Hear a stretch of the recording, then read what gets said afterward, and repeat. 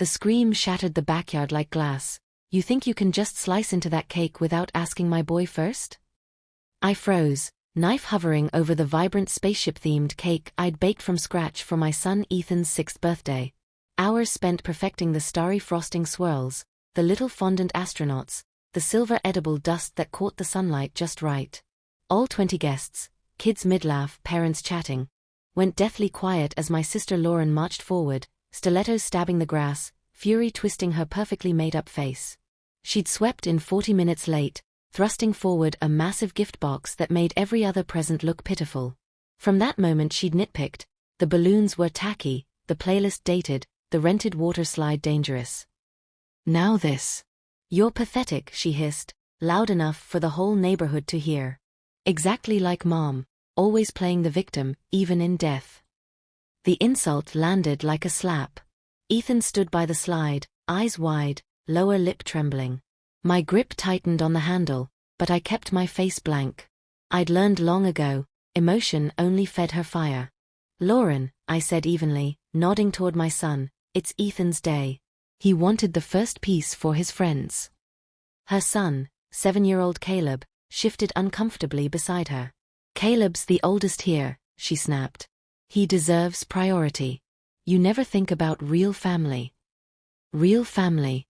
The dagger phrase she'd wielded non-stop since Mom passed 4 years earlier, as though my place vanished the day the funeral ended.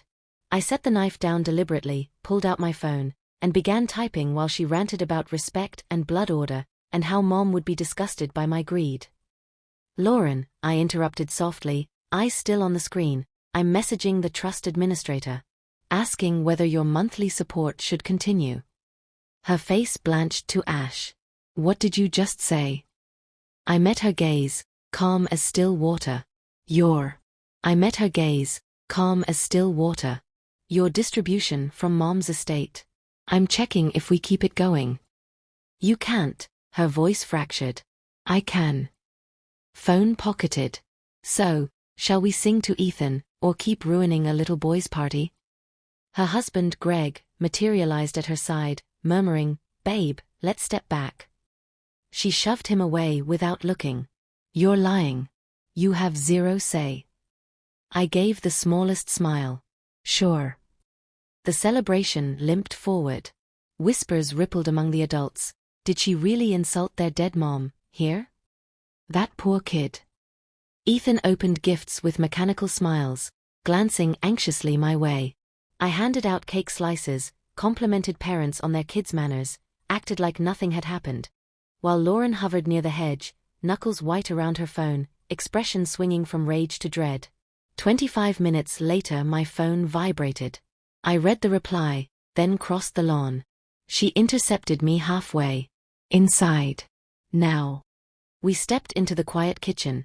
The door clicked shut on the distant laughter. What was that stunt? She demanded, voice quivering.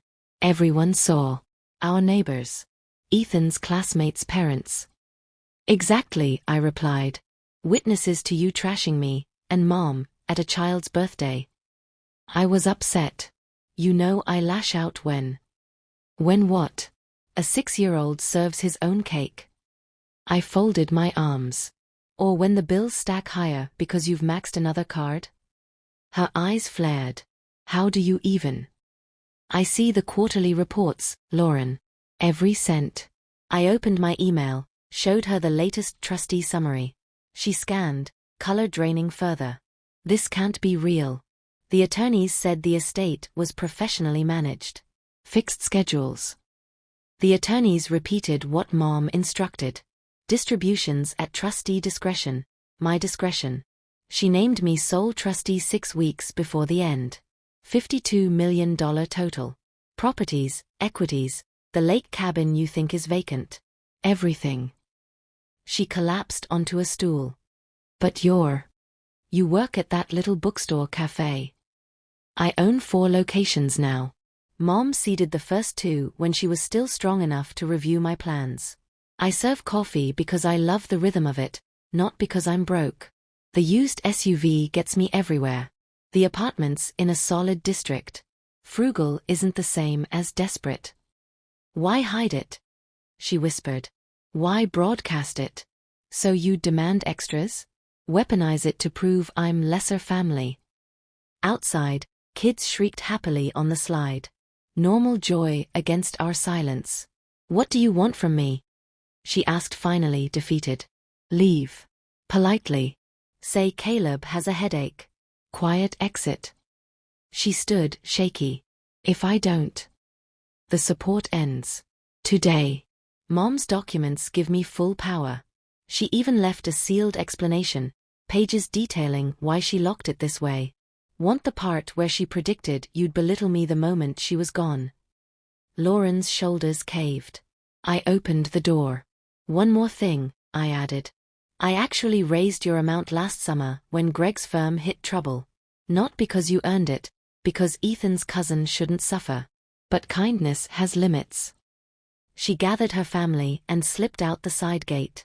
Caleb waved sadly at Ethan. The party recovered. Compliments flowed about the cake, the theme, my solo parenting. Ethan beamed again. Later, with him asleep amid wrapping paper and new robots, I texted the trustee, maintain current level. Monitor for changes. The reply, confirmed. Your mother always said you'd handle it wisely. I glanced at her photo on the shelf, holding infant Ethan, eyes bright despite the secret illness. She'd seen it coming. Built this shield. $52 million wasn't wealth, it was justice wrapped in silence. My phone lit up. Lauren, I'm sorry. Truly. For everything I said. I typed, sorry you got caught, or sorry you hurt us. Dots danced. Then, sorry I hurt you. Sorry I disrespected Mom. I was wrong. Progress. We'll see you at Christmas. Caleb's welcome anytime.